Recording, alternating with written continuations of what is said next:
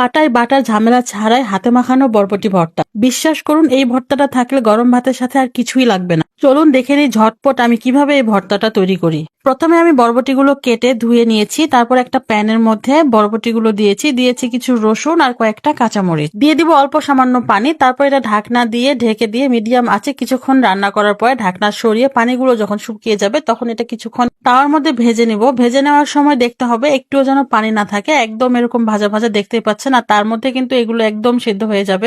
দেখুন রসুনগুলো কিন্তু খুব সুন্দর নরম হয়ে গেছে। এই পর্যায়ে আমি এগুলো ঢেলে নিব। ঢেলে নিয়ে এই কড়াইতেই কিন্তু আমি তেল দিয়ে শুকনো মরিচ কয়েকটা ভেজে নিব। এই ভর্তাটা এতটাই মজা লাগে যে গরম ভাতের সাথে অন্য কিছুর প্রয়োজন হবে না। আর এটা কিন্তু বাটাবাটির কোনো ঝামেলাই নাই। পাটায় বাটা ছাড়াই যে হাতে মাখিয়ে এত মজার একটা ভর্তা হয় সেটা কিন্তু এটা না দেখলেই বুঝতে পারবেন না, আর খেলেও বুঝতে পারবেন কতটা মজার হয়। আর আমি ঝালের পরিমাণ একটু বেশি খাই দেখে কয়েকটা কাঁচামরিচও দিয়েছি, সাথে শুকনো মরিচও দিয়েছি।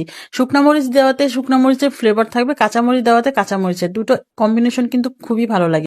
মরিচ ভাজা হয়ে গেলে ভর্তাটা করে নিব। এটা খুবই সহজ, খুবই ইজি আর খুব ঝটপট হয়ে যায়, যার কারণে এটা যে কোনো সময় আপনারা বানিয়ে খেতে পারবেন। আমরা যারা ভর্তা প্রেমী আছি তাদের কিন্তু খাবারের টেবিলে একটা হইলেও ভর্তা প্রয়োজন। আজকে যেমন আমি ভর্তা করেছি, পাশাপাশি শুটকি রান্না করেছি।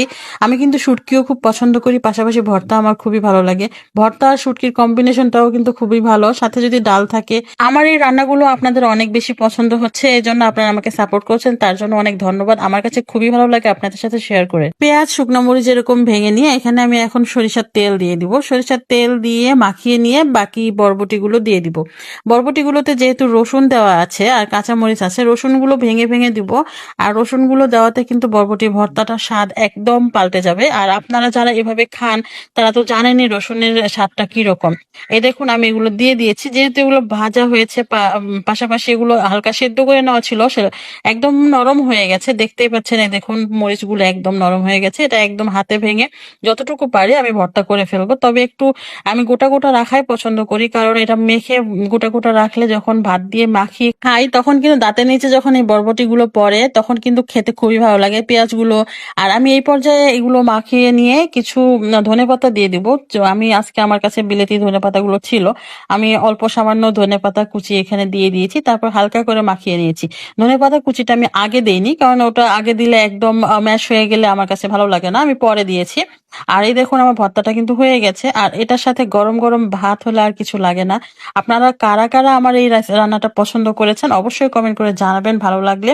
আর পরবর্তীতে আরো সুন্দর সুন্দর রেসিপির জন্য অপেক্ষা করুন। আমি কিন্তু আপনাদের সাথে অনেক অনেক অনেক রেসিপি শেয়ার করব। যেহেতু আমি নতুন, আমাকে আপনারা অবশ্যই সাপোর্ট করবেন, ভালোবাসা দিবেন। আর রেসিপি ভালো লাগলে শেয়ার দিয়ে রাখবেন, যাতে পরবর্তীতে আপনারা এইভাবে রান্না করে খেতে পারেন।